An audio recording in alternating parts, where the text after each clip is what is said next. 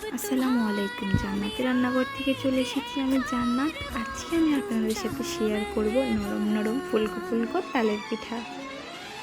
প্রথমেই আমি নিয়ে নিয়েছি পরিমাণ মতো তাল। পিঠার ডো তৈরি করার জন্য বড় একটি ভল কিংবা একটি বাটির প্রয়োজন হয়। এখানে আমি ডো তৈরি করার জন্য একটি পাতিল ব্যবহার করেছি।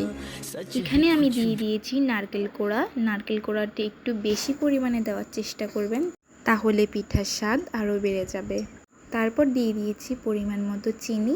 আপনারা দেখতেই পাচ্ছেন আমি কতটুক তালে কত পরিমাণ চিনি ব্যবহার করেছি। এখন দিয়ে দিব অল্প একটু লবণ। এই সবগুলো উপকরণ দিয়ে দেওয়ার পর ডোটাকে ভালো করে হাত দিয়ে মেখে নিতে হবে। তো বন্ধুরা, তোমাদের যদি আমার ভিডিও ভালো লাগে ভিডিওতে লাইক এবং কমেন্ট করে দিবে, আর নতুন নতুন ভিডিও পেতে অবশ্যই আমার চ্যানেলটা সাবস্ক্রাইব করে দিবে। এখানে আমি সবগুলো উপকরণ তালের সাথে খুব ভালো করে মিশিয়ে নিয়েছি। এখন দিয়ে দিয়েছি আটা। প্রথমেই আমি অল্প অল্প করে আটা দেব এবং হাত দিয়ে মেখে নিব, যাতে বেশি পরিমাণে আটা পড়ে ডো শক্ত না হয়ে যায়।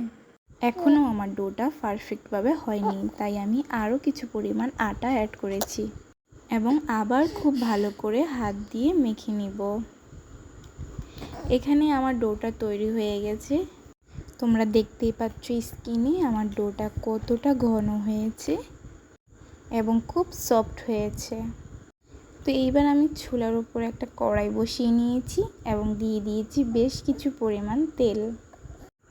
এখানে তেলটা অনেক গরম হয়ে গেছে। এখন এখানে আমি এক এক করে পিঠাগুলো দিয়ে দেব।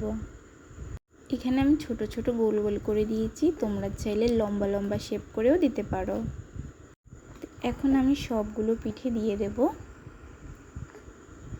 সবগুলো পিঠে দেওয়া হয়ে গেছে। এখন আমি চুলার আঁচ একদম কমিয়ে লো হিটে পিঠেগুলোকে ভেজে নেব। এই যে দেখতেই পাচ্ছ আমার পিঠেগুলো হালকা বাদামি কালার হয়ে এসেছে। তো আমি আরেকটু ভেজে নেব। এই যে পিঠাগুলো হয়ে গেছে, এখন আমি পিঠেগুলোকে উঠিয়ে নেব। তো রেডি হয়ে গেছে আমার গরম গরম নরম নরম ফুলকো তালের পিঠা। উফ, সন্ধ্যাবেলা এই তালের পিঠা খেতে কি যে টেস্ট, আর সাথে যদি থাকে নারকেল কোড়া তাহলে তো কোনো কথাই হবে না। আপুরা, তোমরা সবাই কিন্তু অবশ্যই এই পিঠে রেসিপিটা বাড়িতে একবার হলেও ট্রাই করবে।